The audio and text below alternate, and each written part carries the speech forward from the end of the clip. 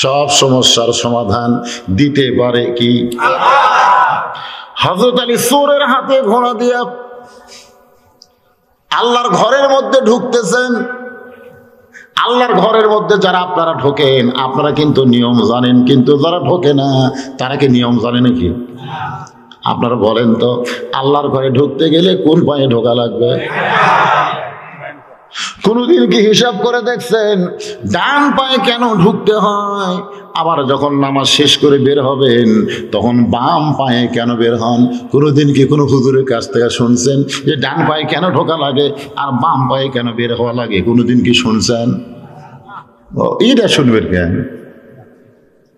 কেন শুনবেন? কিভাবে ধানের আবাদ বেশি হবে, কিভাবে মাছের চাষ মাছ বেশি ফলন হবে, এগুলো শোনার জন্যে আপনারা কৃষি অফিসে যান, মৎস্য অফিসে যান। জোরে কোন কথা ঠিক কিনা?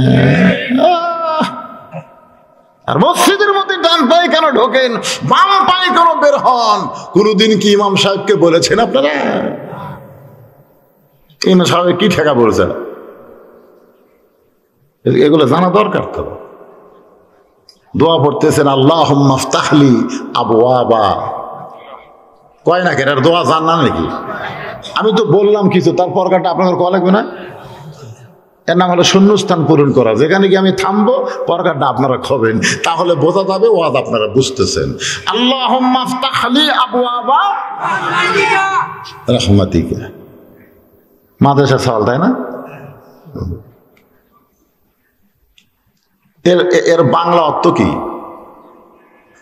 এই যে দোয়াটা আপনারা পড়েন, এর একটা বাংলা অর্থ আছে না নাই? তো অর্থ কি? আমি দেখি একজন মুসল্লি মুগত মাছ দিয়ে মসজিদের মধ্যে এই দোয়া পড়ে ঢুকতেছে। আমি বললাম ফালিয়াবুদু রাব্ব হাযাল বাইত আল্লাযী আত'আমাহুম মিন জু'ইন ওয়া আমানাহুম মিন খাউফ। এই ঘরের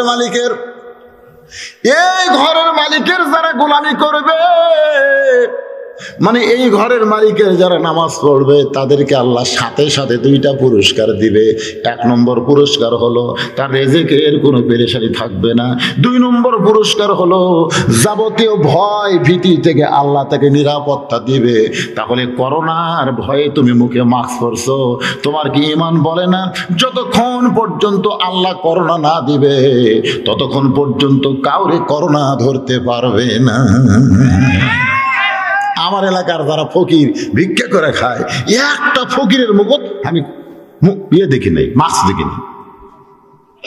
আমি বললাম কে রে, তোরা গোটা পাড়া ঘুরিস, গোটা এলাকা ঘুরিস, তোদেরকে তো করোনা ধরা দরকার। ভাইজান 342 কি 43 জন লোক বগুড়াত মারা গেছে করোনা হইয়া। জোরেগণ কি হইয়া? করোনা হইয়া। তার মধ্যে একটা ফকিরও মরেনি, একটা ফকিরও মরেনি। হিসাবে তো এর কি মরার কথা, কথা ঠিক করে বলে। কিন্তু যারা প্রোটেকশন দিয়ে টিপি হাবিজাবি পরে মুজিয়া টুজিয়া মুখ, এই ডাক্তার গুলাই মরে গেল, বারে এরাই মরল রে। যারা যত বেশি গোপনে গেছিল করোনার ভয়ে, আল্লাহ কয় তুই গোপনে যতই যা, করোনা তো খুঁজে বের করবি। সরকার কথা দেখি। তাহলে কি বোঝা গেল? মসজিদে যখন ঢুকবেন কোন পায়ে? হযরত আলী ডান পায়ে আল্লাহর ঘরে ঢুকতেছেন আর জবান খুলে দোয়া পড়তেছেন আল্লাহুম্মা ইফতাহলি আবওয়াবা রাহমাতিক। ঢোকার পরেই বলতেছে, আল্লাহ যে ভাইটা ঘোড়া ধরে আমাকে নামাজ পড়ার সুযোগ করে দিল, নামাজ শেষ করে তাকে 2টা দিরহাম আমি হাদিয়া দিব। ধরে কোন কয় দিরহাম? 2 দিরহাম। হয়তো আপনার মনে করতেছেন 2 দিরহাম মানে বর্তমান বাংলাদেশের 2 টাকা।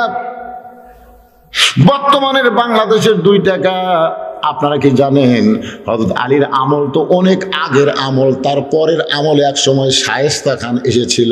ওই শায়েস্তা খানের সময়ে 1 টাকায় 8 মণ চাউল পাওয়া যাইত। 1 টাকায় কয় মণ? 8 মণ। কি চুপ হয়ে গেছে? সয়াবিন তেল কত? 160। দোকানদার যা বলতেছে, কে ভাই গত সপ্তাহ না নিয়ে গেলাম 140 বাড়ি গেছে। বাড়িতে সে বইয়ের ওপর রাগ, তেলের দাম বাড়িতে উঠি কোনো রাগ নাই, রাগ হচ্ছে বইয়ের উপর। কম করে বউ কয় সব রাগ আসে আমার উপর ভালো কেন, কখনো পেঁচের দাম বাড়ে, কখনো তেলের দাম বাড়ে, কখনো এর দাম হাই হাই রে, মানে বাজার কোনো নিয়ন্ত্রণ নাই। এরপরেও বাংলার মানুষ কোনো কথা বলতেছে না, জোরে কোন কথা ঠিক কিনা? এভাবে চুপ হয়ে থাকেন, চুপ হয়ে থাকেন। ওই 30 টাকার কেজি পেঁয়াজ খাওয়া লাগছে 300 টাকা, জোরে কোন কথা ঠিক কিনা? খালি চুপ।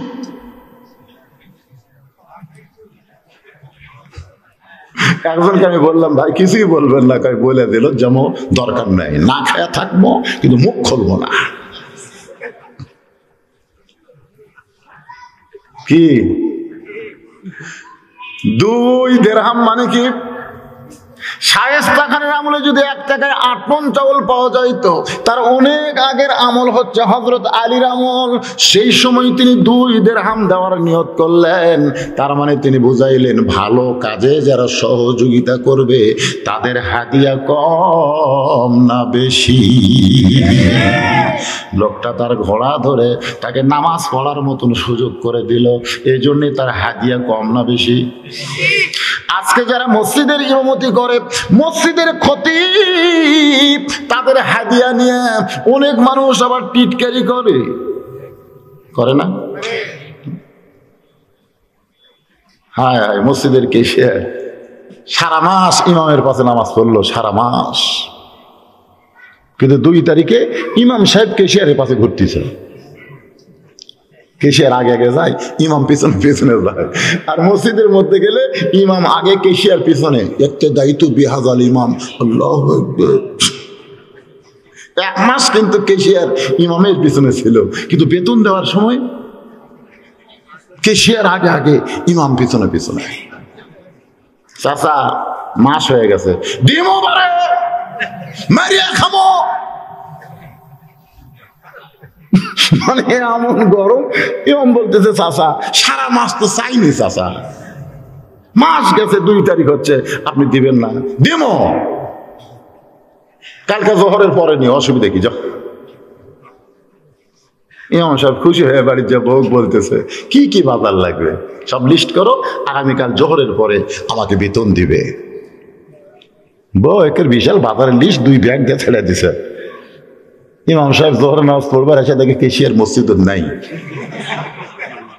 তো যাই হোক, মসজিদে না থাকলে বাড়িতে আছে। নামাজ শেষ করে বাড়িতে ডাকতে, চাচা চাচা বাড়িতে আছেন? কেশিয়ারের বউ বলতেছে, তোমার চাচা শহরে গেছে। তোমার চাচা শহরে গেছে?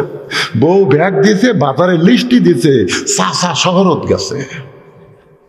আজকে তোমার বেতন দেওয়ার কথা ছিল চাচি, কই অত টেকা টেকা করবেন কেন? তোমরা আলেম মানুষ, তোমাকে ধৈর্য নাই। কেশিয়ারের বউ কিন্তু কমজোরি না, মৌলবীর উপর ওয়াজ করতেছে, তোমরা আলেম মানুষ, তোমাকে ধৈর্য নাই। এখন ব্যাগ আর এই বাজারের চিলটা পকেটে থিয়া ইমাম কি করবি? চরকির বোতল ঘুরতে ঘুরতে আসরের নামাজের সময় মেম্বরের উপরে ব্যাগ রাখছে, মেম্বরের ব্যাগ রাখছে, আর এই চিলটা আছে পকেটের মধ্যে। 2 রাকাত পর্যন্ত ঠিকই হয়েছে, 3 রাকাত যায় মিন শারিল ওয়াসওয়াসিল খান্নাস, ভিতরে খান্নাস বলতেছে, নামাজ তো ঠিকই পড়াচ্ছিস, কিন্তু ব্যাগ আর বাজারের চিলটা পকেটও। তোর বউ কিন্তু সাইজ হয়ে বসে আছে, মিন শারিল ওয়াসওয়াসিল খান্নাস, শয়তান ধোকা দিছে। ওই 3 রাকাত যা 4 রাকাত না 3 রাকাত আর মনে নেই।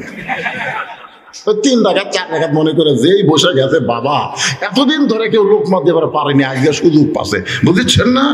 একবারে সবাই আল্লাহু আকবার, সমস্ত মুসল্লি আল্লাহু আকবার, ইমাম কাঁপতে কাঁপতে খারাপ হচ্ছে। নামাজ শেষ হয়ে গেলে একজন অটো ভ্যান চালক বলতে, যে হুজুর সারা মাস আপনার নামাজ ভুল হয় না, কিন্তু এই 2 তারিখ 3 তারিখে আপনার নামাজে লোকমা খান, ব্যাপার কি?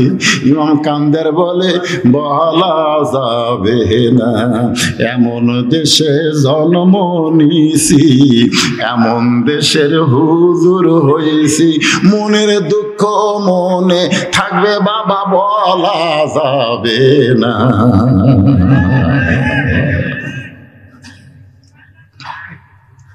বলা যাবে? একটু মনোযোগ দেন। ভালো কাজের যারা সহযোগিতা করতেছে, দুনিয়ার সবচাইতে ভালো কাজ হলো আযান দেওয়া, সবচাইতে ভালো কাজ হলো ইমামতি করা, অথচ তাদের কোনো বেতন তেমন দেয় না। আর সবচাইতে দামি কাম হলো খায়রুকুম মান তাআল্লামাল কুরআন ওয়া আল্লামা। ওই ব্যক্তি হলো সবচাইতে সম্মানী এবং দামি, যে আল্লাহর কোরআন শিখেছে এবং অপরকে কোরআনের শিক্ষা দেয়।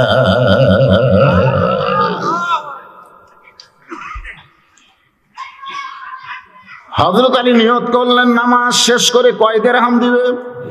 2 দিরহাম টাকা পকেটের, এই বুক পকেটে রাইখা হযরত আলী নামাজের নিয়ত করলেন।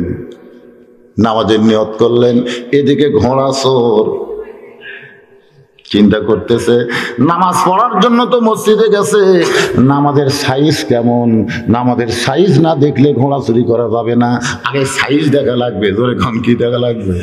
নামাজের সাইজ না দেখলে তো জুতা চুরি করা যাবে না রে ভাই। বড় মসজিদে সবাই জোহরের নামাজ পড়ে চলে গেছে, এক মুসল্লি একা একা নামাজ পড়তেছে। এখন জুতা চোর চিন্তা করে, কেউ যখন নাই ও যখন একলাই, দিকে ওর জুতাটা রাখছে কোথায়? তো দেখে যেখানে নামাজ ধরছে তার পাশে কাঠের বাক্সে আর জুতা। চোর ভাবতেছে জোহরে সুন্নত 4 রাকাত, কেবল 1 রাকাত পড়িছে, এখনো 3 রাকাত বাকি আছে।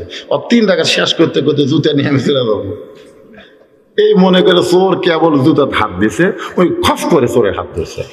চোর বলতেছে ভাই আপনি তো নামাজ পড়তেছেন। নামাজি বলতেছে ইলা জিহাতিল কাবা ওয়া জুতা। তুই কি মনে করছিস আমার মুখ আছে কাবার দিকে, চোখ আছে জুতার দিকে, তুই যতই চেষ্টা কর আমার জুতা চুরি করতে পারবি না। চোর এখন বলে আল্লাহ রে, বড় চোর কে, জুতা চোর না নামাজ চোর? এখন যারা আমরা নামাজ পড়ি, খুব মনোযোগ দিয়ে শুনবেন, আমরা যারা নামাজ পড়ি আমাদের নামাজ সম্পর্কে রাসূল বলেছেন আসসালাতু মিরাজুল মুমিনিন। নামাজ এমন একটা ইবাদত, যে ইবাদতে বান্দাকে আল্লাহর পর্যন্ত নিয়ে যায়। কিরে ভাই এই ওটা বসা করে করে কি হলো? এই কয়জন মানুষের মধ্যে যদি আবার চাপ টাপ আসে বাবা, 2 ঘন্টা পেশাব বন্ধ করে ওয়াজ শোনা পারবেন না? পারবেন না?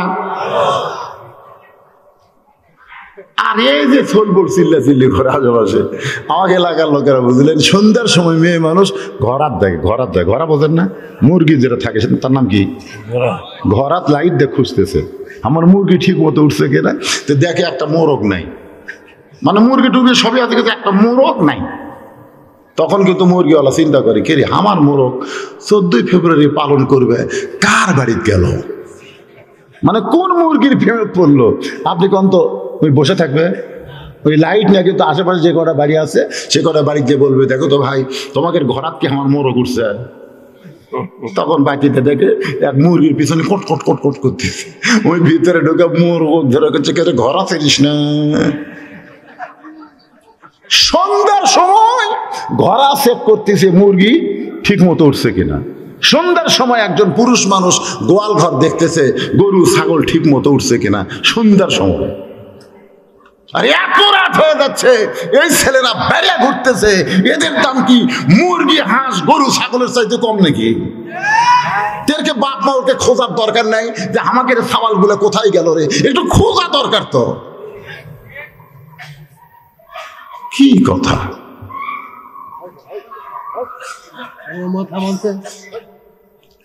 জীবনে বহু জায়গা তো আজ করবার গেলাম ভাই, এইরকম তো দেখিনি। কাউমাও কাউমাও করে চিল্লাচিল্লি করতেছে এত রাত্রে। অত্যন্ত গুরুত্বপূর্ণ আলোচনা, মনোযোগ দিয়ে শুনতে হবে। ঘোড়া চোর চিন্তা করতেছে আমি যে ঘোড়া চুরি করার নিয়তে ধরলাম, এর নামাজের সাইজটা কেমন একটু দেখার দরকার আছে না নাই? আপনারা বলেন তো। রাসূল বলেছেন আমার আলীর নামাজকে আমি দেখেছি, আলী যখন নামাজে দাঁড়ায় ওইটা যেন নামাজ না, স্বয়ং আল্লাহর ভিতরে আলীর অস্তিত্ব বিলীন হয়ে যায়।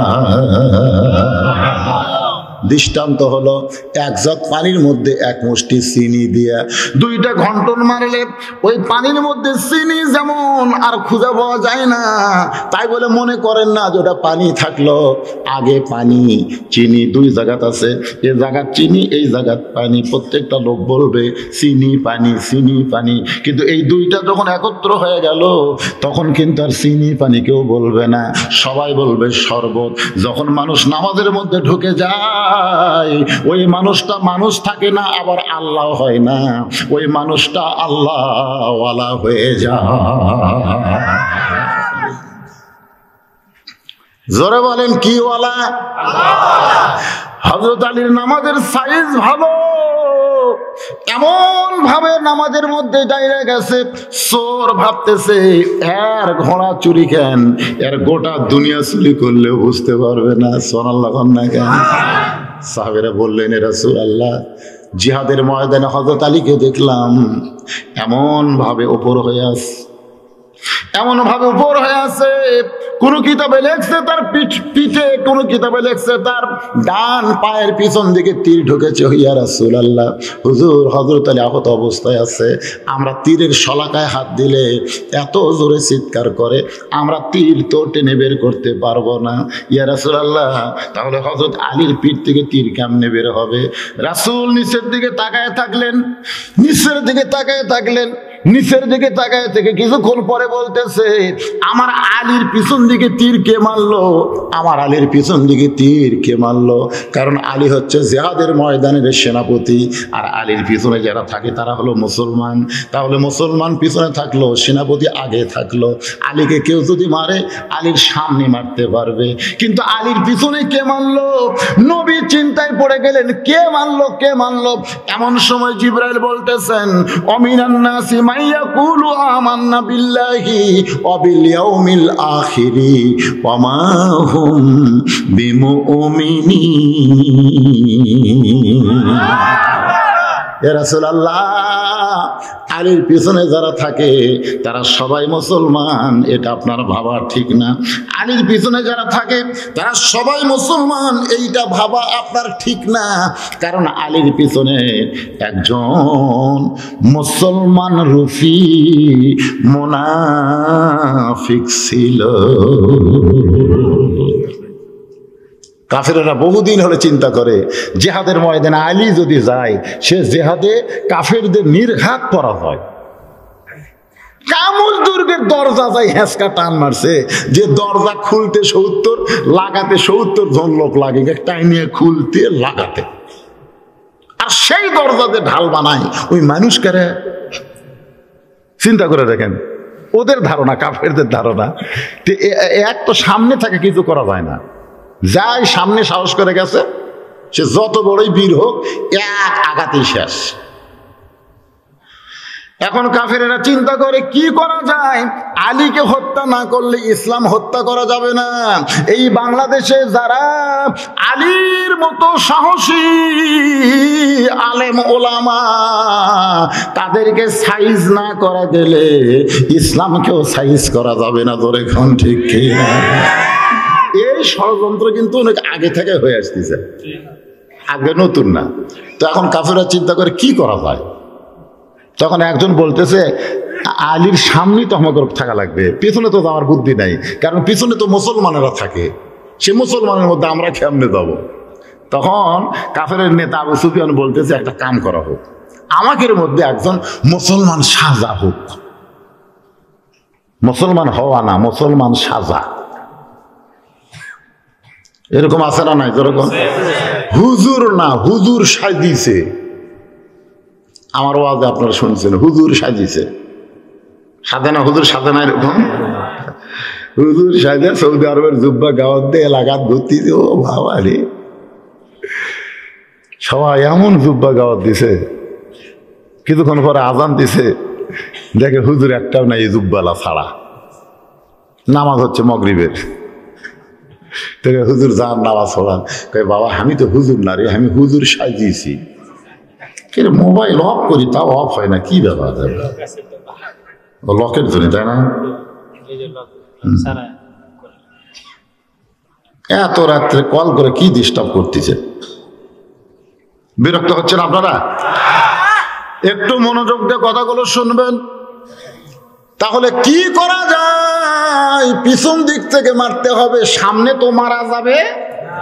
একজন মুসলমান সাইজা আল্লাহ কোরআনের আয়াত নাজিল করে নবীকে বললেন, শুধু যদি বলে আল্লাহ বিশ্বাস করি, আখিরাতকে বিশ্বাস করি, ওমা হুম বিমুমিনিন, তারা মুমিন না।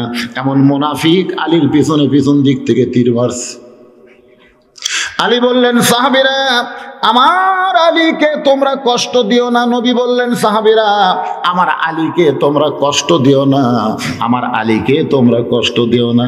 ওমর ফারুক বললেন, হুজুর তাহলে তীর যে গোস্তর মধ্যে ঢুকে যায়, ওই খাস গোস্তর মধ্যে আটকে গেছে। তীর দেখেন না আপনারা, এই দুই দিকে খাস চলা, এই গোস্তের মধ্যে আটকে গেছে, তাহলে সেটা কিভাবে বের করা হবে? আল্লাহ রাসূল বললেন, ওমর অপারেশন করতে হবে, অপারেশন করতে হবে। উমর ফারুক বললেন, ইয়া রাসূলুল্লাহ অপারেশন কেমনে? বলে থিয়েটারের নাম হলো মসজিদ, আর আলী যখন নামাজের ভিতরে থাকবে। অপারেশন থিয়েটারের নাম কি? মসজিদ। মসজিদ মসজিদ মসজিদ। বাইতুল মুকাদ্দাস মসজিদ যেমন আপনাদের, আলী যখন নামাজের ভিতরে থাকবে তখন ওই তীর টেনে বের করতে হবে। নামাজটা হলো আসরের নামাজ। জোরে বলেন, কোন নামাজ? আসরের নামাজ। রাসূল বললেন, জাবের আর হুজাইফা দুইজনকে কাছে ডাকলেন, এ দুইজন তোমরা শোনো। বলে, ইয়া রাসূলুল্লাহ, বলে আজকে তোমাদের জামাতে নামাজ পড়ার দরকার নাই, তোমাদের আজকে আসরের নামাজ জামাতে পড়ার দরকার নাই, তোমাদের দরকার হলো আলীর পিঠ থেকে তীর টেনে বের করতে হবে, তীর টেনে বের করতে হবে।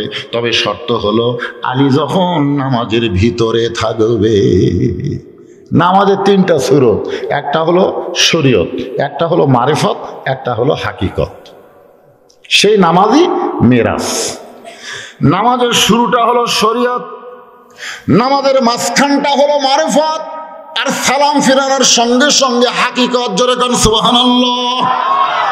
সালামের পরে যে মোনাজাত আমরা করি, এই মোনাজাত কিন্তু নামাজের অংশ না, এটা হলো আলাদা একটা সাবজেক্ট। জোরে কোন ঠিক কি না? যদি কোনোদিন আপনার ইমাম মোনাজাত না করে, খবরদার আপনার ইমামকে ধরবেন না। কারণ নামাজের পরে মোনাজাত, এই যে আসসালামু আলাইকুম, আসসালামু আলাইকুম, আল্লাহুম্মা আমিন, এটা চলবি না। যদি মোনাজাত করতে মন চায় তাহলে অন্তত সূরা ইখলাস 3 বার, কথাটা খেয়াল, আয়াতুল কুরসি একবার, দরুদ শরীফ একবার, এরকম দোয়া দরুদ পড়ে মোনাজাত একটা আলাদা ইবাদত। সবাই আল্লাহুম্মা আমিন চলবে। কিন্তু আমি ইমামদের বলবো যে মোনাজাত খুব শর্টকাট করা যাবে না। কারণ আমরা হাত তুলছি কার কাছে? আমরা যে রব্বানা আতিনা, মানে এই আপনি যদি একটা ভিক্ষুক হন, একটা ফকির হয়ে যদি ভিক্ষা করবার যান, আর মানুষের দরজার যদি বলেন ভিক্ষে চাই, ভিক্ষে চাই, ভিক্ষে চাই, ভিক্ষে চাই, ভিক্ষে চাই, ভিক্ষে চাই, ভিক্ষে চাই, আপনার কোন তো বাড়িওয়ালা ভিক্ষা দিবি না পিটন দিবি? কেন ভিক্ষা চাবি ফকিরের মতন সারে? তুই মিছিল করিস কে? আজকের মোনাজাত মিছিলের মতন হয়ে গেছে। জোরে কর কথা ঠিক কিনা? মোনাজাত হয় মোনাজাতের মতো। আর সবচাইতে দামি মোনাজাত হলো সূরা ফাতিহা। সবচাইতে দামি মোনাজাতের নাম কি? সূরা ফাতিহা। সূরা ফাতিহা, লা সালাতা ইল্লা বিফাতিহাতিল কিতাব। নামাজ হবে না যদি আপনার সূরা ফাতিহা না থাকে। জোরে বলেন কথা ঠিক কিনা? তাহলে সূরা ফাতিহার মধ্যে মোনাজাত আছে না নাই? অবশ্যই আছে। তাই বলে আপনার এখান থেকে আবার ফিতনা খোঁজেন না, হুজুর মোনাজাত নিষেধ করে গেল, তা কিন্তু না। মোনাজাত এটাই বললাম, সালাম ফিরানোর সঙ্গে সঙ্গে হাকিকতের নামাজ শেষ হয়ে যায়। আল্লাহ রাসূল বললেন, আলী যখন নামাজের ভিতরে থাকবে, ইমামতি করতেছে না, এই আমার দিকে খেয়াল করেন না কেন? বাইতুল মুকাদ্দাস মসজিদের উদ্যোগে মাহফিল শুনবেন না? মসজিদের ওয়াজ শুনবেন না? হযরত আলী সামনে কাতারে, ডান পাশে হযরত আবু বকর, আর বাম পাশে হযরত ওমর, আর সামনে ইমাম হলেন আল্লাহর নবী।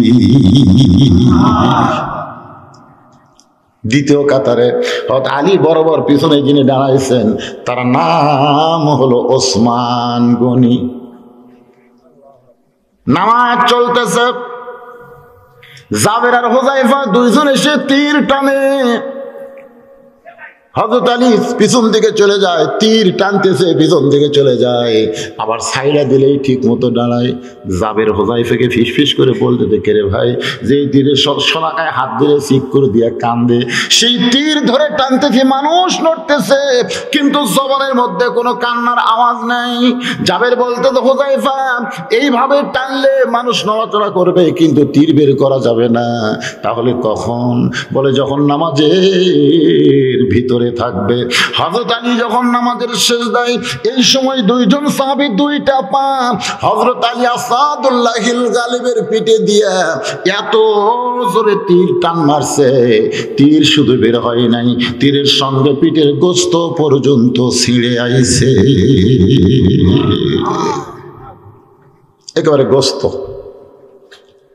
নামাজ শেষ হয়ে গেলে দুই ওয়াক্ত নামাজের সালাম ফিরানোর পরে নবী সাহাবীর দিকে মুখ ঘুরাই, একটা হলো ফজর আর একটা হলো আসর।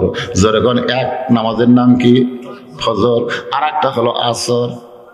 নবী যেই সাহাবীর দিকে মুখ ঘুরাইছে, এমন সময় জাবের আর হুযায়ফা রক্তমাখা তীর আর গোশতের টুকরা নবীর সামনে হাজির করে দেয়।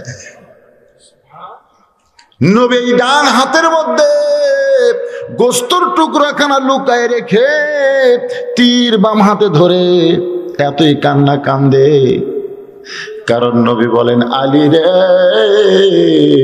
আল্লাহ থেকে আমি আর আমার থেকে তুই। সুবহানাল্লাহ। আল্লাহ নবী হযরত আলীকে এত ভালোবাসতেন, কারণ নবীর চাচা আবু তালেব যেদিন দুনিয়া থেকে বিদায় নেয়, সেদিন নবীকে কাছে ডেকে বললেন, বাজান, তুই তো জন্মের আগেই বাপ মা হারাইছিস, তুই বল তো বল, বাপ মার অভাব কি কোনোদিন বুঝতে পারছিস? নবী চাচার কপালে চুমা দিয়ে বলে, চাচা, শিশুকালে মইরা গেছে মা, গর্ভে থাকতে মরছে পিতা, চাচা মরছে পিতা, চাচা আমি দেখলাম না।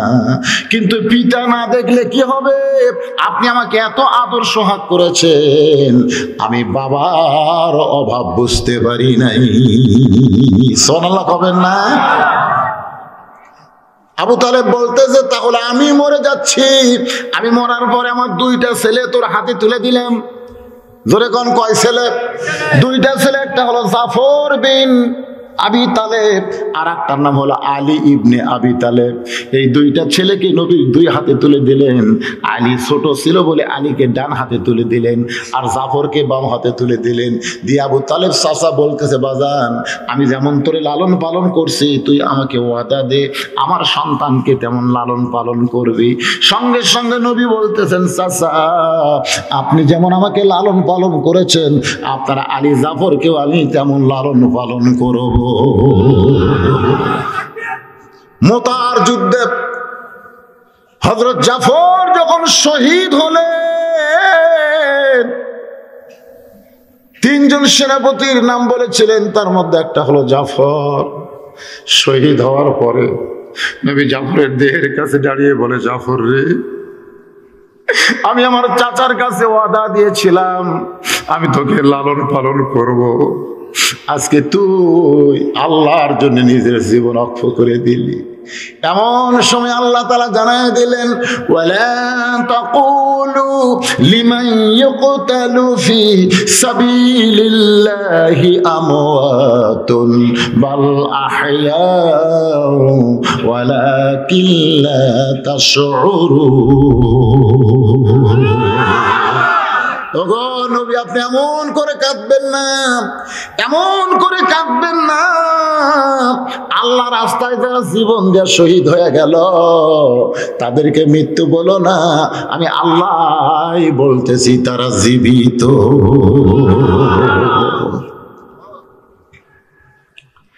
হযরত আলীর গোশতের টুকরার তীর নবী হাতের মধ্যে নিয়ে, এই জায়গা ফাঁকা হলো কেন? কেউ গেছে নাকি এখান থেকে? কেউ গেছে? হ্যাঁ, তা আপনারা একটু ফাঁকটা বন্ধ করেন তো বাবা। একেবারে মিডল পয়েন্টে ফাঁকা থাকলে, শোনেন, আপনি যে উঠে আসতেছেন না, ওটার সাথে সাথে 1 বছরের ব্যায়াম আপনার দেহ থাকবে না, 1 বছরের। ওটার বসার সাথে সাথে 2 বছর। কারণ অনুনাজিলু মিনাল কোরআনি মা হুয়া শিফা, এই কোরআনকে নাজিল করেছে মুমিনদের শেফা হিসাবে। তো ওটা বসা করলে কি মনে করতেছেন? আবার দুই জায়গা আপনার সাক্ষী হলো, ওই যে আগে যে জায়গায় বসছিলেন ওই জায়গা একটা সাক্ষী হলো, পরে জায়গা আল্লাহ রাসূল যেখানে ফরজ নামাজ পড়ছেন সেখানে সুন্নত পড়ে নাই। সাহাবীরা বলতেন হুজুর আপনি জায়গা পাল্টান কেন? রাসূল বলে প্রত্যেক জায়গা আমার সাক্ষী হবে। জোরে বলেন সুবহানাল্লাহ। এটা জান্নাতের বাগান, উঠে গেছে ওই গেছে, ওর ভাগ্য শেষ। আপনি ওই জায়গাটা পুরো করে দিবেন, এটা নিয়ম। রাত কয়টা বাজে? আমি তো ঘড়ি ছাড়া বক্তা। 11:21। তার খুব একটা রাত হয়নি তো, সবাই শুরু করলেন তো ওটা বসা করতেছেন আপনারা এরকম। তো কি এখন থেকে যেখানে ফাঁকা কেউ উঠবে, শোনেন, এখন থেকে যাই উঠবে ওটার সাথে সাথে আপনি ওই জায়গাটা পুরো করে দিবেন, আমার চোখত যেন ফাঁকা না পড়ে। কি বলতেছিলাম একটু মনোযোগ দেন। ঘোড়া চোর মনে আছে না? ভুলে গেছে? ঘোড়া চোর ঘোড়ার দড়িটাই নেয় না, দরজার দিকে তাকায় দেখে নামাজের সাইজ এত ভালো, এই ঘোড়া কেন গোটা পৃথিবী চুরি করা যাবে, কোনো অসুবিধা এই মনে করে ঘোড়া চোর ঘোড়াকে টানা শুরু করেছে, ঘোড়াকে টানতেছে চুরি করার নিয়তে, কিন্তু ঘোড়ার চারটা পা বালির মধ্যে ঢুকে গেছে। ঘোড়া যতই টানে চোর নড়ে কিন্তু ঘোড়া নড়ে না, কারণ ঘোড়া হযরত আলীরে চিনে, ঘোড়া ধরা মানুষ আলীরে চিনে না। মাল্লাহুল মাওলা ফালাহুল কুল, কেউ যদি মওলার হয়ে যায় কুল মাখলুক আল্লাহ তখন তার গোলাম বানায় দেয়। জোরে কোন ঘোড়া চোর সমানে টানতেছে কিন্তু নিজে নড়ে, ঘোড়া নড়ে না। চোর চিন্তা করে চুরি করার নিয়তে ধরলাম, আর বেটা ঘোড়া তুই নড়িস না, ঘোড়া লিবার না পারলে কি হবে? ঘোড়ার মুখ থেকে লাগাম খুলে নিয়ে চোরটা চলে গেলেন, লাগাম খুলে নিয়ে চলে গেছে। ইতিমধ্যে হযরত আলীর 2 রাকাত নামাজ শেষ।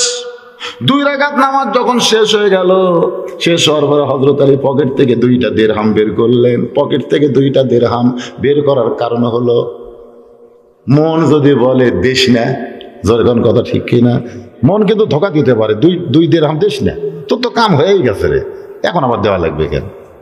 মন ধোকা দেবার পারে কি পারে না?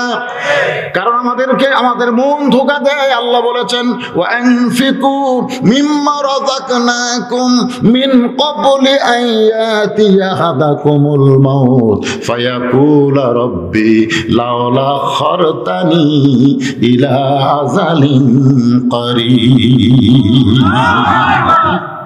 হুজুর ওই যে বাগান দেখলেন, ওরা আমার, এই নদীর সাইডে যা দেখতেছেন সব আমার, পিছন দিকে যা দেখতেছেন সব আমার ভাইয়ের, ওই সাইডে যা দেখতেছেন সব হলো আমার বাচ্চা স্যার। তো সবই যদি তোমাকে হয় তাহলে আল্লাহ। ফেরেশতা বলতেছে আল্লাহ এই যে দেখাচ্ছে ওটার বাপের, ওটার চাচার, ওটার ভাইয়ের। আল্লাহ বলতেছে ওই মাতাল হয়ে গেছে, ওই মাতাল হয়ে গেছে। তো আল্লাহর কোনটা বলে? আল্লাহটা দেখতে গেলে 2 মিনিট হাঁটা লাগবে। বাইতুল মুকাদ্দাস আপনাকে মসজিদের সামনে নিয়ে দাঁড়ায় বলতেছে এখানেও আল্লাহর কিছু ছিল না। এই যে মসজিদ দেখতেছেন, এখানেও আল্লাহর কিছু ছিল না। আমার চাচা দয়া করে আল্লাহ 10 শতক দান করিছে। আমার চাচা দয়া করে আল্লাহ 10 শতক দান করছে, আর আমরা সগলি ভিক্ষা করে করে চাইয়া চাইয়া এই আল্লাহর ঘর বানিয়ে দিছি। ফেরেশতা করছে আল্লাহ এই দেশের নাম কি? যে দেশে ওর চাচা তোমার দান করে দয়া করে, আর এরা টাকা পয়সা তুলে তোমার ঘর বানিয়ে দেয়। তুমি কি রোহিঙ্গা নাকি তোমার ঘর? আল্লাহ এই দেশের নাম কি? আল্লাহ ফেরেশতা কয় এই দেশের নাম হলো বাংলাদেশ রে, আমার মতন গরিব ওই দেশে কেউ নাই রে। নিজের 3 তলা বাড়ি করতেছে, কোনদিন কারো কাছে 1 টাকা চাওয়া লাগে না। ধরে কোন ঠিক কিনা? আর মসজিদ করবার যা দেও ভাই, আল্লাহর ঘর করা লাগবে, দেও ভাই। প্রকৃত মুসলমান যারা হবে তারা নিজের বাড়ি তৈরি করার আগে আল্লাহর ঘর তৈরি করবে। জোরে কোন কথা ঠিক কিনা? রাসূল বলেছেন যে আল্লাহর ঘর বানায়, আল্লাহ তার জন্য জান্নাতে ঘর বানায় রাখে। আমার ওখানে যাই দেখবেন, আমি আগে নিজের বাড়ি বানাইনি, আমি আগে আল্লাহর ঘর বানাচ্ছি। আমি যখন মসজিদ তৈরি করি তখন অনেক এসে বলে, হুজুর আমরা কিছু দিবার চাই। আমি আল্লাহর ঘর বানাতে যায় একটা টাকা আমি নেবো না, একটা টাকা নেবো না। আমি ওয়াজ করে যে টাকা কামাই করি এই টাকাতে আগে আল্লাহর ঘর, তারপরে বানালাম নবীর ঘর, মাদ্রাসা বানাছি, তারপরে আমার বাড়ি বানাছি। আর আপনার আগে নিজের বাড়ি বানান। আর মসজিদের জন্য দেওয়া ভাই রে, মসজিদ হচ্ছে না ভাই রে, আল্লাহ করে আমার টাকা বসালিয়ে মাস্তারি মারিস আর আমার ঘরের জন্য ভিক্ষা করিস। মাদ্রাসার সরাই উঠলো কেন, এরা উঠলো কেন? আমি কিন্তু আগেই বলেছি এদের ধৈর্য কম, কেবল আসল ওয়াজ হচ্ছে বসো বসো বসো। এই দেখেন কথা শুনবে না, কথা শুনবে না। ওর কেউ হুজুর হলে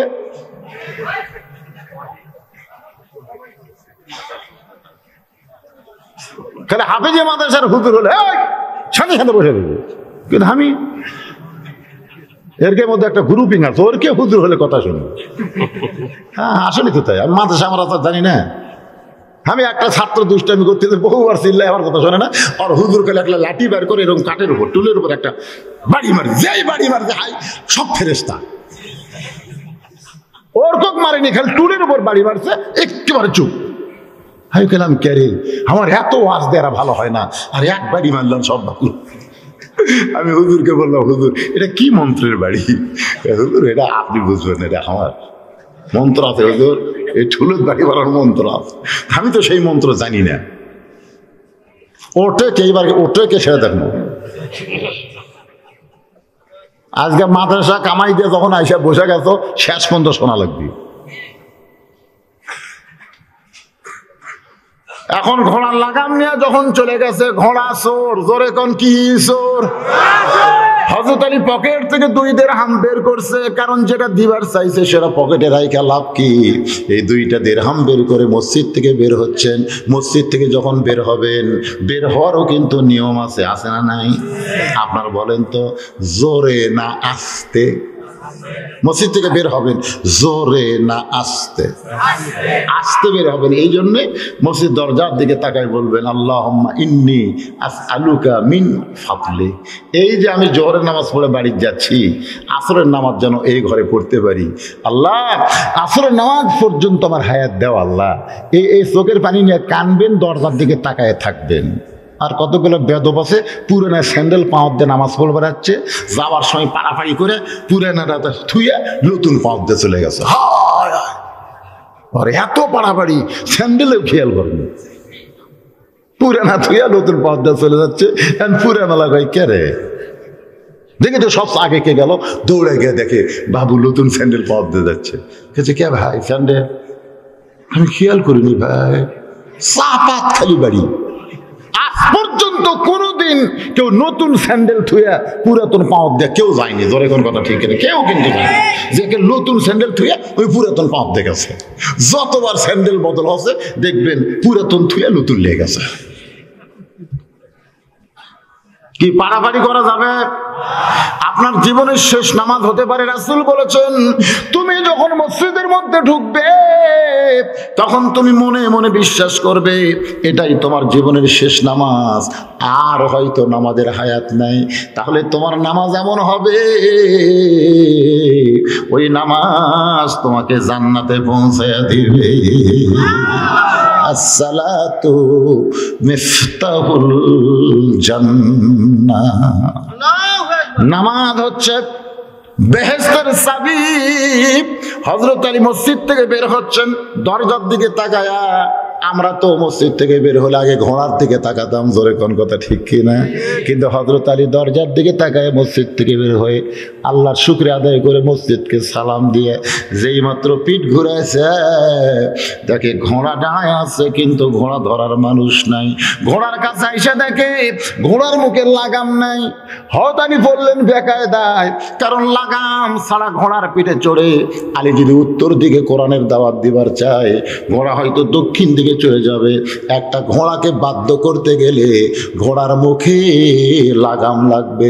ইমাম গাজ্জালি বলেছেন একটা জন্তু জানোয়ার ঘোড়াকে বাধ্য করতে গেলে একটা লাগাম হলেই চলবে, কিন্তু তোমার ভিতরে এমন একটা ঘোড়া আছে যে ঘোড়াকে বাধ্য করতে গেলে তোমার 3টা লাগাম লাগবে। সেই ঘোড়ার নাম হলো মন।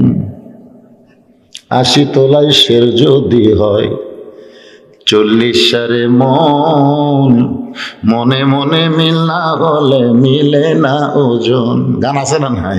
পাগল মন, মন কেন এত কথা বলে? মসজিদে দেহ থাকে আর মন পড়ে থাকে অন্যদিকে। এরকম হয় কি হয় না? ঘরে কোন হয় কি হয় না? এ বাবা ভাইরা, এরা কি লিয়া ঘরে রে? চা লিয়া ঘরে নাকি?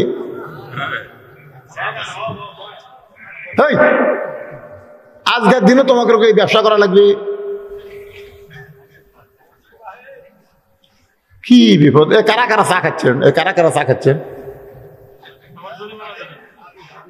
আমি আমার ওয়াজের জীবনে 34 বছরে এবার পড়লো 34। ইয়ে কি করতেছেন? এই 34 বছরে ওয়াজের টেজে আমাকে কোনোদিন কেউ 1 কাপ চা খেলেবার পারেনি, কোনোদিন পারেনি। আমি বলছি আমি সেই দিন চা খাবো আমার সামনে বসা শ্রোতারা যেদিন 1 কাপ করে পাবে। আমি একলাই চা খাবো আর শ্রোতারা চায় চায় দেখবে। কেরে আমি চা খাই না আর আমার সামনে শ্রোতা কেন চা খেলেই কেরে?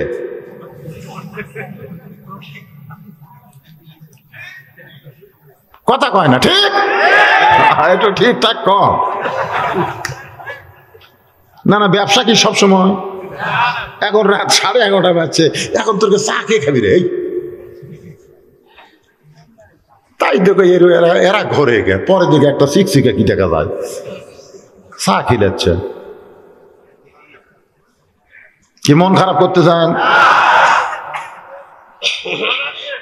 হ্যাঁ, আল্লাহর বান্দারা কথাগুলো কি বুঝবার পারতেছেন?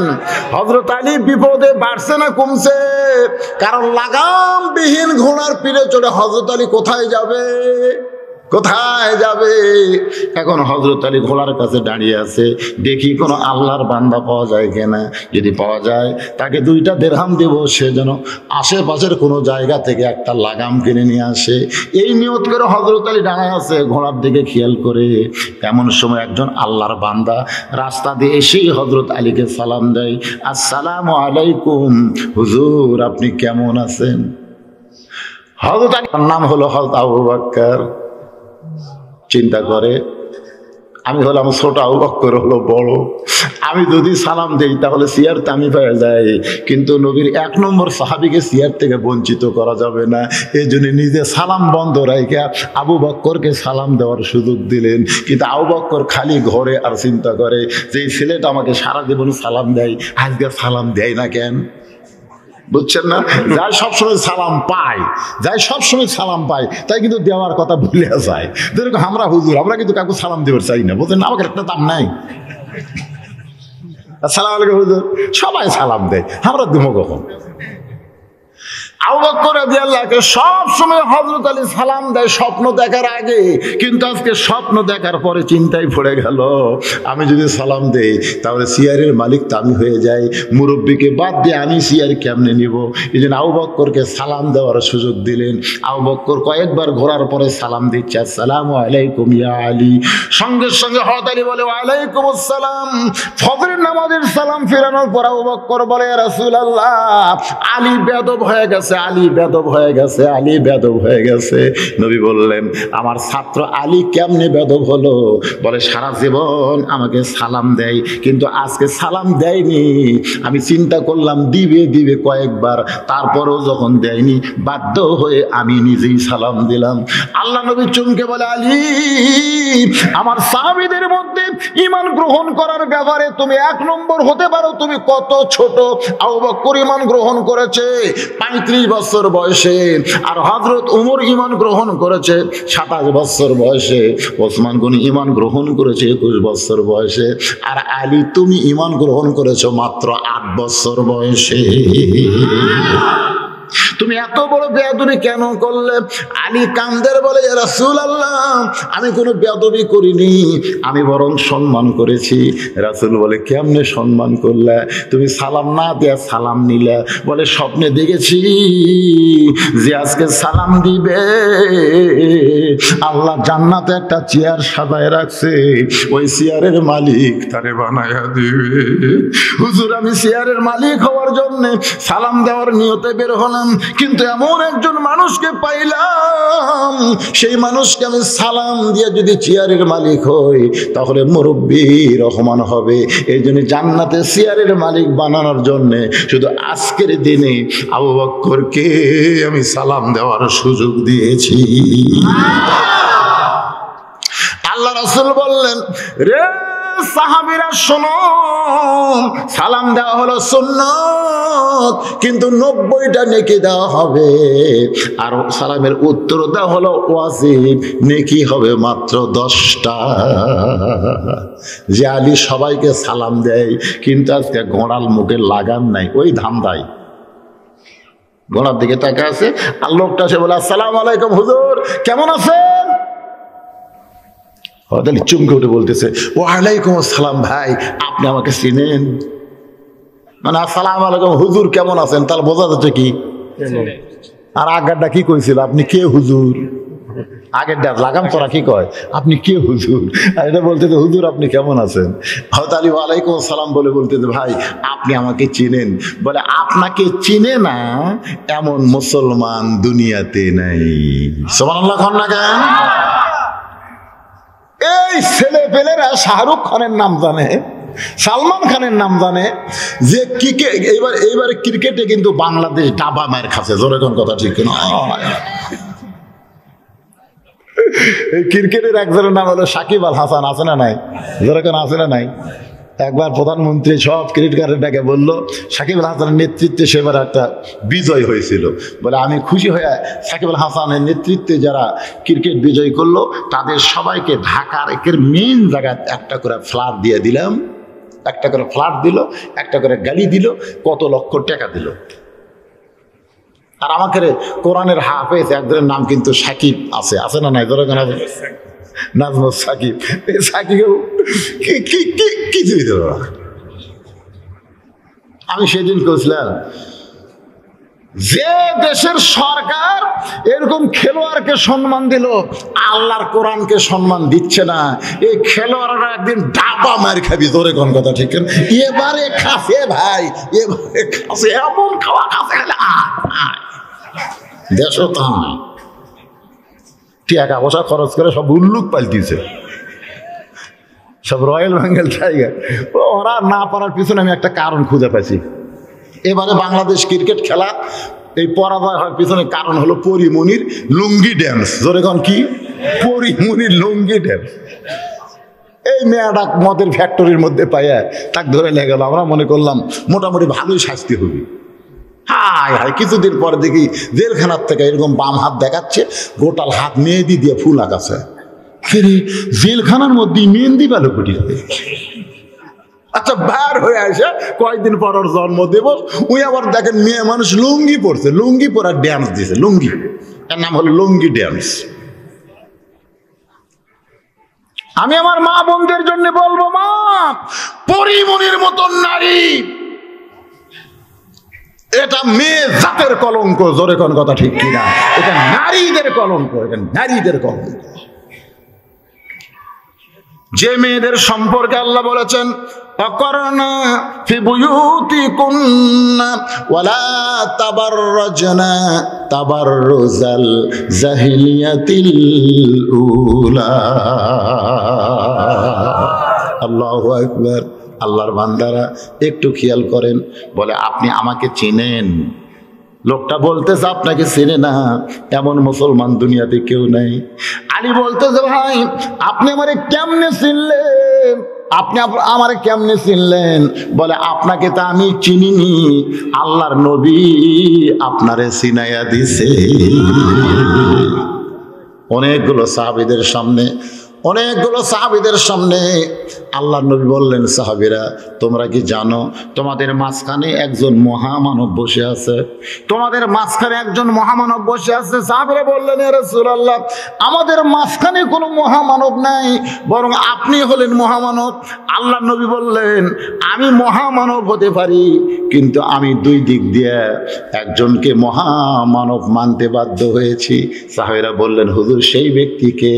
আল্লাহ রাসূল বললেন, বাবা আদম থেকে আমি নবী পর্যন্ত যত নবী দুনিয়াতে আসবে, এই নবীর বিবিরা জান্নাতি হবে, কিন্তু জান্নাতি নারীদের নেত্রী কোনো নবীর বিবি হতে পারবে না। জান্নাতি নারীদের নেত্রী হবে আমার কলিজার টুকরা মা ফাতেমা। এ কথা যখন আল্লাহ রাসূল বলল না মা খাদিজাকে, যে 10 জন মেয়েকে আল্লাহ জান্নাতের সার্টিফিকেট দিছে। 10 জন কি? আমরা খালি শুনি 10 জন পুরুষকে আল্লাহ জান্নাতের সার্টিফিকেট দিছে। এই খবর আমাদের কাছে আছে। আবু বকর, উমর, ওসমান, আলী, এরকম 10টার খবর আছে না নাই? কিন্তু 10 জন নারীকে আল্লাহ জান্নাতের সার্টিফিকেট দিয়েছে। খাদিজাতুল কুবরা বলে, হুজুর 10 জন নারীর মধ্যে 1 নম্বরকে? আল্লাহ নবী বললেন 1 নম্বর হলো খাদিজাতুল কুবরা। মা খাদিজা এত খুশি হয়েছে, খুশি হয়ে বলতে তো, হুজুর তাহলে 2 নম্বর জান্নাতি কে হবে? রাসূল বললেন, আপনার মনে কারে চাই 2 নম্বর জান্নাতি কে হোক, আপনি কি চান? বলে, আমার মেয়ে ফাতেমাকে আল্লাহ যেন 2 নম্বর জান্নাতি ঘোষণা করে। মেয়ে কিন্তু আরো আছে, রোকে আছে, জয়নাব আছে, কুলসুম আছে, যেরকম আছে না নাই? কিন্তু সেই 3টা মেয়ের নাম না বলে বলতেছে, আমার মেয়ে ফাতেমাকে আল্লাহ যেন 2 নম্বর জান্নাতি ঘোষণা করে। আল্লাহ নবী মুসকে হাসিতে বলতে, দেখা দিজা আপনি বললে তো হবে না, কারণ আল্লাহ ঘোষণা করে দিয়েছে এর মধ্যে 10টার মধ্যে আপনার মেয়ে ফাতেমার নাম নাই, আপনার মেয়ে ফাতেমার নাম নাই, আপনার মেয়ে ফাতেমার নাম নাই। খাদিজা কান্দার বলে, আমার মেয়ে ফাতেমার নাম 10 জন নারী জান্নাতি, তার মধ্যে নাই কেন? আল্লাহ নবী বললেন, খাদিজা 10 জন নারী জান্নাতি সার্টিফিকেট পাওয়া, কিন্তু ফাতেমা জান্নাতি নয়। ফাতেমা হবে জান্নাতি নারীদের নেত্রী। খাদিজা বলতেছে, এটা আমাক বাদ দিয়ে, এটা আমাক বাদ দিয়ে আমার মেয়ে দিল কেন? এইটা তো আমাকে দেওয়া দরকার ছিল, এইটা আমার মেয়েকে কেন দিল? আল্লাহ রাসূল বলে, খাদিজা আপনার মেয়েকে দেওয়ার পেছনে কারণ হলো আপনি যেটা করতে পারেন নাই সেটা ফাতেমা করেছে। খাদিজা বলে, আমি কি পারি নাই? রাসূল বললেন, আপনার নাকের সাইজ কেমন, আপনার মুখের সাইজ কেমন, আপনার গায়ের রং কেমন বলেন তো, দুনিয়ার কত পুরুষ মানুষ দেখেছে? খাদিজা বলে, হুজুর 40 বছরে যখন আপনার সঙ্গে আমার বিয়ে হলো, তখন মক্কার সবচেয়ে ধনবতী রমণী আমি ছিলাম, আর আমার ব্যবসা বাণিজ্য থাকার কারণে হাজার হাজার পুরুষের সঙ্গে আমার লেনদেন করতে হয়েছে। এই হাজার হাজার পুরুষ মানুষ আমার চেহারা দেখেছে, আমার নাক মুখ সব দেখেছে। রাসূল বলে, খাদিজা এখন আপনি বলেন তো, আপনার ফাতেমার নাকের সাইজ কেমন, মুখের সাইজ কেমন, ফাতেমার দাঁতের সাইজ কেমন, ফাতেমার গায়ের রং কেমন, এটা দুনিয়ার কত পুরুষ দেখেছে? খাদিজা বলতেছে, পর্দানিশী আমার ফাতেমা পর্দানিশী, জন্মের সময় পর্দায় জন্মেছে, এখনো পর্যন্ত পর্দার ভিতরে আছে। রাসূল কান্দের বলে, খাদিজা আপনিও থাকবেন না, আমিও থাকবো না, আমার ফাতেমা পর্দার মধ্যে মরে যাবে, পর্দার মধ্যে দাফন হবে, আল্লাহ ফাতেমার কবরকেও পর্দা বানায়া দিবে। শুধুমাত্র পর্দা নিশি হওয়ার কারণে আল্লাহ আপনাকে বাদ দিয়ে আপনার পেটের মেয়ে ফাতেমাকে খাতুনে জান্নাত ডিগ্রি দিয়েছে। আমার মায়েদের পায়ে হাত দিয়ে বলি, মা ও মা, নামাজ পড়েন, রোজা করেন, হজ করেন, যা করেন করেন, সবচাইতে দামি আমল হলো পর্দা। এই পর্দার মধ্যে আপনারা থাকবেন মা, পর্দার মধ্যে যদি থাকতে পারেন, আমল যদি কম হয়, এরপরেও আল্লাহ ফাতেমার সঙ্গে জান্নাত দিয়া দিবে।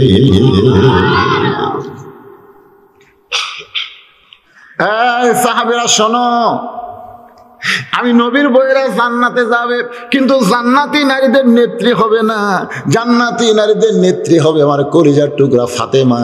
এই ফাতেমার স্বামী যিনি, তিনি হলেন পৃথিবীর 1 নম্বর স্বামী, সুবহানাল্লাহ খান, স্বামী হিসাবে নবীর চাইতেও হয়তো আলী কিন্তু 1 নম্বরে আছেন। কারণ বউটা কি কথা কয় না, বউ কি জান্নাতি, খালি জান্নাতি, জান্নাতি নারীদের নেত্রী। খুতবা শোনেন না, সাইদাতুন নিসাই আহলিল জান্নাহ, আপনারা শোনেন না সানি খুতবা? আল্লাহ রাসূল বললেন, বাবা আদম থেকে আমি নবী পর্যন্ত সমস্ত নবীরা জান্নাতি, নবীর সন্তানেরাও জান্নাতি হতে পারে, নবী হতে পারে, কিন্তু জান্নাতি যুবকদের সর্দার কোন নবীর সন্তান হতে পারবে না। জান্নাতি যুবকদের সর্দার হবে আমার কলিজার টুকরা হাসান আর হোসাইন। এই হাসান হোসেনের বাবা যিনি, তিনি হলেন পৃথিবীর শ্রেষ্ঠ বাবা। বলতেছে সেই দিনই তো আমি চিনেছি আপনি দুনিয়ার সাধারণ কোনো মানুষ না, আপনি হলেন মহামানব হযরত আলী।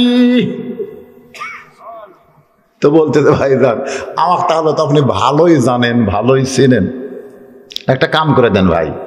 তো বলে কি কাম? বলে এই যে 2টা দিরহাম, এইটা 2টা দিরহাম দিয়া একটা ঘোড়ার লাগাম নিয়ে আসেন ভাই। এই যে আমার ঘোড়ার মুখত লাগাম নাই, একটা লাগামের দরকার। লোকটা বলতেছে আপনাকে যাইনি চিনি, কিন্তু আপনি এরকম কাম করলেন কেন? এত বড় শিক্ষিত মানুষ হয়ে লাগাম ছাড়া ঘোড়া নিয়ে বের হলেন কেন? হযরত আলী বলতেছে ঘোড়ার মুখে লাগাম ছিল কিন্তু এখন নাই। লোকটা বলতেছে কেন নাই? আসলে জ্ঞানী মানুষ যদি ভুল করে আর সাধারণ মানুষ যদি সুযোগ পায় তাকে চুবড়া ধরে, ধরে কি ধরে না? হঠাৎ যদি জ্ঞানী মানুষ ভুল করে, মামুনুল হক ধরা পড়ছে বউলিয়া, জোরে খান কি লিয়া, ওনাকে ধরা পড়তেছে প্রেমিকা লিয়া, ওই বউলে ধরা পড়লো কে? কথাটা হলো ওই বউলে ধরা পড়লো কে? আমার জীবনে একটা মারাত্মক ভুল হয়েছিল পাঁচপির বাজারে। আমি এই পকেটে 200 টাকা থুইয়া, তখনকার 200 টাকা বুঝলেন, 200 টাকা পকেটে থুইয়া বাজার করতেছি, আলু বেগুন মরিচ এগুলো সব কিনতেছি। কি না যখন দোকানদারকে টাকা দেবো তখন পকেটে হাত দিয়ে দেখি টাকা নাই। তো আমাকে দোকানদার বলতেছে হুজুর কি? দেখো বাবা পকেটে নাই রে, টাকা 200 আসছিল নাই। তা আমাকে বলতেছে আপনি ওয়াজ করেন? তারপর বললাম হ্যাঁ। আপনার ওয়াজ মানুষ শোনে? এই মিয়া এই পেছাল পারিস কেন? না, কোন পকেটে টাকা রাখা লাগবে সেটা যে বক্তা জানে না তার ওয়াজকে শোনে। আপনি বলেন যে আপনি একটা হাটের মধ্যে আছেন, কোন পকেটে টাকা রাখা লাগবে সেটা আপনাকে শেখা লাগবে না? আপনার কি এই পকেট ছাড়ার পকেট নাই? আমি বললাম আছে, এই পকেট আছে, তলে একটা, তল পকেটে টাকা থবি না। এই পকেটে মানুষ মেসাক থই, এই পকেটে মানুষ টয়লেট পেপার থই, আপনি সেই পকেটে টাকা থোছেন। আমি বললাম ভাই ব্যাগত যা দিছিস ঢেলাইলে তুই ব্যাগটা আমার ফেরত দে। বলছে না হুজুর 200 টাকা আরো 400 নেন, অসুবিধা নেই, কিন্তু আপনি ভুল করলেন কেমনে? আমি জহাত করে বলতে যে ভাই তুই যা জানলি এটা যেন কাকু বলিস না, কারণ তুই আমাকে যে দেওয়া দিস অন্য লোক শুনলে তো আরো বিষয়। তুই জোরহাট ভাই। না ঠিক আছে দাম। আমি যে আসতেছি ব্যাগ নিয়ে, ইতিমধ্যে আরেকজন ডাকছে, কে হুজুরের কি হবে? তল পকেটে টাকা তো পকেট রাখা। আমি 5 ফিট বাজারের রেল লাইনে আসছি, 3 জন দৌড়ে যাবে হুজুর আপনার বল পকেট মারছে। আমি বললাম কে করলো?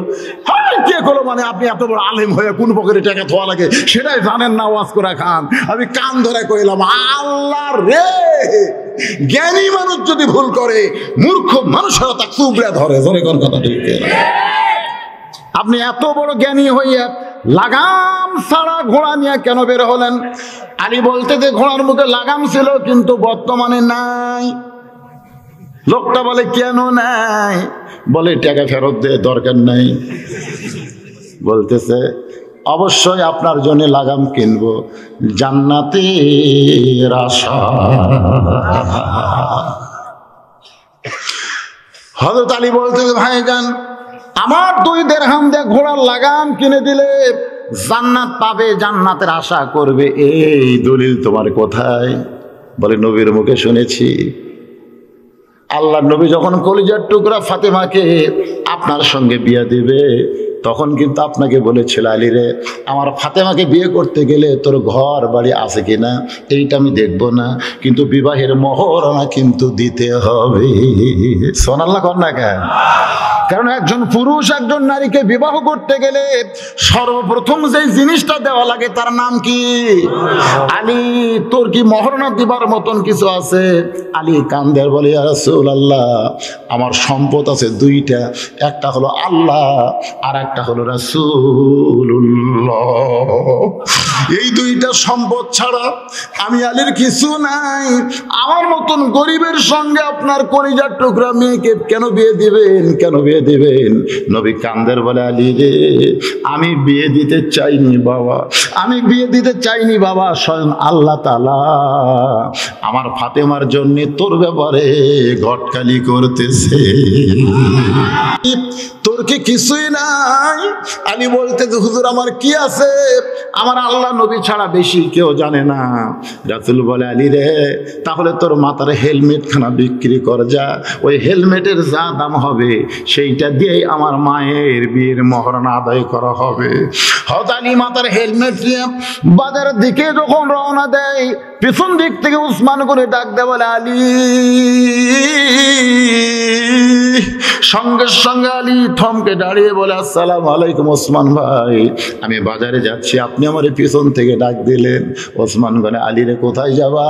বলে, হেলমেট খানা বিক্রি করতে হবে, ফাতেমার সঙ্গে আমার বিয়ে হবে, সেই বিবাহের মহরনা আদায় করার জন্যে। ওসমান গনি বললেন, কত দাম নিবা? আলী বলতেছে, আপনার কাছে দাম চাইলেই ঠকা হবে, দরকার নাই, যা মন চাই তাই দেবেন। হাজী মোহাম্মদ মহসিন যখন ঘোড়ার পিঠে চড়ে রাস্তায় বের হতো, কোনো ফকির জন্য তার সামনে দাঁড়াতো, বলে, কত নিবা? বলে, আপনি দেন, যা দেবেন তাই। পকেটে হাত দিত, যত টাকা হাতে ধরতো সব ফকিরকে দিত, 1 বছর আর ভিক্ষা করা লাগতো না। তাহলে চাওয়ার চাইতে না চাওয়া কি? বলতেছে, আপনার যা মনে লয় তাই দেন। ওসমান গনি 1 থলিয়া টাকা দিয়ে বলেন, আলী রে, তোর হেলমেটের দাম আমি তোর 1 থলিয়া টাকা দিলাম। এবারে হেলমেট ওসমান রে দিয়া টাকার থলি নিয়ে যখন দৌড় দেয়, ওসমান ডাকতে বলে, আলী, কত দিলাম? একটা বার কি গুনাহ দেখবা না? একটা বার কি গুনাহ দেখবা না? আলী কান্দের বলে, ওসমান ভাই, এক মুসলমান আর এক মুসলমানকে কোনোদিন ঠকায় না, গুনার কি দরকার?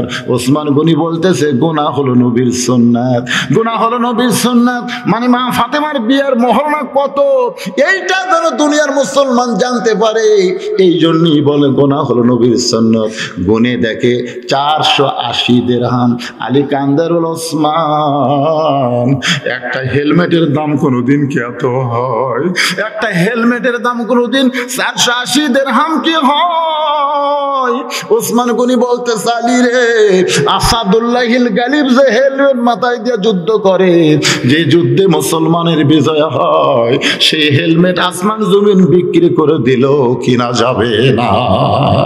ধরো আলী, তোমার হেলমেট আবার তোমাকে হাদিয়া দিয়া দিলাম। আলী কান্দার বল, ওসমান, এই বিপদের দিনে তুমি আমার এত বড় উপকার কেন করলে? হেলমেট 480 দিরহাম দিয়ে কিনলে, আবার হেলমেট আমারে ফেরত দিলে।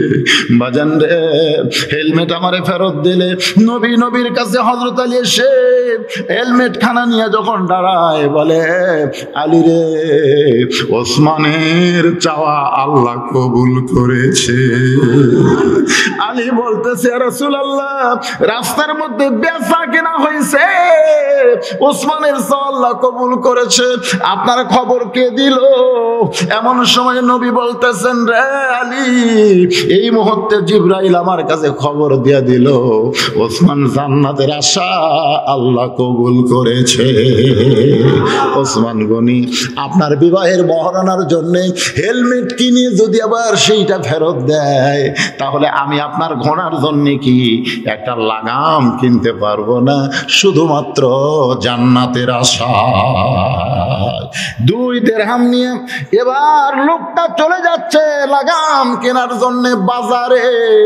এই বাজার পর্যন্ত যাইতে ঘড়ি ধরে মাত্র 10টা মিনিট সময় লাগবে। ধরে কোন কয় মিনিট?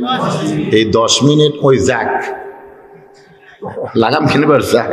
তারপরে একটা মজার ঘটনা আপনাদের সামনে কোরআন দিয়ে চলে আসবে ইনশাআল্লাহ। আল্লাহর বান্দারে একটু মনোযোগ দেন। গোটা বাজারে ঘুরতেছে, লাগামের কোনো দোকান নাই। আসলে সব বাজারে সবকিছু পাওয়া যায় না, জায়গা বুঝা যাওয়া লাগে। ধরে কোন কথা ঠিক কিনা?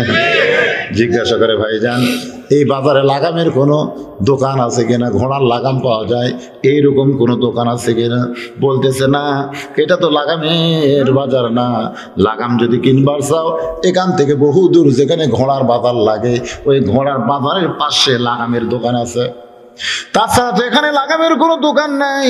বলে এত দূরে আমি কেমনে যাই? লাগাম যদি না পাই তাহলে হযরত আলীর সামনে কেমনে দাঁড়ায়? এমন সময় লাগাম চোরা, জোরে কোন কি চোরা? লাগাম চোরা বলতে যে কে নিবা লাগাম, কে নিবা লাগাম? বাদাম যেই বলছে কে নিবা লাগাম, ও দৌড়ে গিয়ে বলতে যে ভাইজান আল্লাহ তোমাকে জান্নাত দেখ। কি করে? ঘুষের টাকা 10,000 দান করছে, সুদের টাকা 10,000 দান করছে, আর হুজুর দোয়া করতেছে আল্লাহ আল্লাহ গো যে ব্যক্তি 10,000 টাকা দিল তাকে জান্নাত দাও, বাপ মাও জান্নাত দাও। আল্লাহ কয় এত সহজ না, গরিব হালাল 10টা টাকা দান করছে, তুমি তখন দোয়া করো নাই, দোয়া তোমার লাগবে না, এমনি গরিব জান্নাতে যাবে। ধরে কোন কথা ঠিক কি না? আল্লাহর বান্দার একটু মনোযোগ দিয়ে কথাগুলো খেয়াল করবেন, মনোযোগ দিয়ে কথাগুলো খেয়াল করবেন। হযরত আলী ঘোড়ার কাছে দাঁড়ায় আছে, আর লোকটা লাগাম কিনতে গেছে বাজারে। এমন সময় লাগাম চোরা বলতে যে কে নিবে লাগাম? লোকটা লাগামের দোকানি নাই, সেখানে লাগাম যদি একজন কাছে নিয়ে দাঁড়ায় তাহলে খুশির চোটে বলছে আল্লাহ তোমাকে জান্নাত দেখ।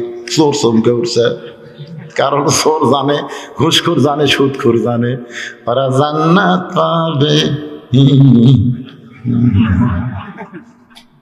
আসলে সুদখোর যারা সুদ খায় এদের ব্যাপারে কঠিন কথা বলা হয়েছে। সুদ যারা দেয় তারা তওবা করলে আল্লাহ মাফ করবে। যারা সুদ দেয়, কথাটা খেয়াল করবেন, যারা সুদ দেয় তারা তওবা করলে আল্লাহ মাফ করবে, কিন্তু যারা সুদ খায় এটা হকুল ইবাদের মধ্যে চলে গেছে, তওবা করলেও আল্লাহ মাফ করবে না যতক্ষণ যাদের কাছ থেকে সুদ লিছে ওদের বাড়ির যা সুদের টাকা ফেরত না দিবে ততক্ষণ পর্যন্ত আল্লাহ ওদের তওবা কবুল করবে না।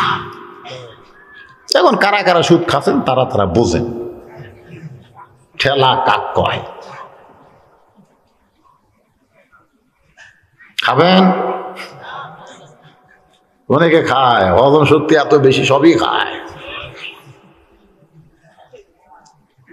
বাজান গো চোর বলতেছে জান্নাতের দরকার নাই, লাগাম বিক্রি করবো নিবা। বলতেছে কত দাম? বলে 2 দিরহাম। যেই বলছে 2 দিরহাম, 2টা দিরহাম দিয়া লাগাম খানা নিয়ে হযরত আলীর কাছে এসে যে লাগাম দিয়েছে, আলী মুস্কি মুস্কি হাসতেছে আর বলতেছে যেইটা বান্দার জন্য হালাল ছিল সেইটাই কর্মদোষে হারাম করে নিল। যেইটা বান্দার জন্য হালাল ছিল সেইটাই কর্মদোষে হারাম করে নিল। লোকটা বলতেছে হুজুর কি বলতেছেন আমি তো বুঝতে পারলাম না। বলে ভাইরে তুমি আসার আগে যার হাতে ঘোড়া দিয়া আমি নামাজ পড়তে গেছিলাম, মসজিদের মধ্যে ঢুকি নিয়ত করেছিলাম ঘোড়া ধরার কারণে তাকে 2টা দিরহাম হাদিয়া দিব। ও কিন্তু 2টা দিরহামই নিল, কিন্তু হাদিয়া হিসাবে নিল না, ওটা হারাম হিসাবে গ্রহণ করলো। ওমা মিন দাব্বাতিন ফিল আরদি ইল্লা আলাল্লাহি রিজকুহা, পৃথিবীতে এমন কোনো বিচরণশীল প্রাণী নাই যার রেজেকের ব্যবস্থা আল্লাহ করে নাই। আপনি যেভাবেই কামাই করেন, আপনি যতটুকু কামাই করবেন এর বেশি আপনি করতে পারবেন না। এটা কিন্তু আপনি হালাল ভাবেও করতে পারেন, আবার হারাম ভাবেও করতে পারেন। জোরে কোন ঠিক কিনা? বিবেকের আদালতে জিজ্ঞাসা করেন, তাহলেই উত্তর পেয়ে যাবেন। এই গভীর রাত পর্যন্ত আমি আপনাদের সামনে যে আলোচনা করলাম, এই আলোচনার ভিতর দিয়া যে জিনিসটা বুঝাবার আপনাদের চাইলাম ভাই, শুধু বাইতুল মুকাদ্দাস মসজিদ নাম রাখলে হবে না, এই মসজিদের সঙ্গে অন্তরের সম্পর্ক লটকাতে হবে। অন্তরকে লটকাতে হবে 5 ওয়াক্ত নামাজ আমাদের জামাতে আদায় করলে মসজিদের উন্নয়ন হবে। ঠিক হ্যাঁ, মসজিদের উন্নয়ন মানে কি? মসজিদ খালি টাইলস ফাইজ দিয়ে সাইজ করা না মুসল্লি বেশি হওয়া? মুসল্লি বেশি হওয়া। আল্লাহ যেন আমাদের সকলের জীবনে এটা কবুল করে। সকলে বলে আল্লাহুম্মা আমিন। আস্তাগফিরুল্লাহ রাব্বি মিন কুল্লি জামবি ওয়া তুবু ইলাইহি লা হাওলা ওয়ালা কুওয়াতা ইল্লা বিল্লাহিল আলিয়্যিল আযীম। আপনাদের কি কারো কোনো বক্তব্য আছে? আছে?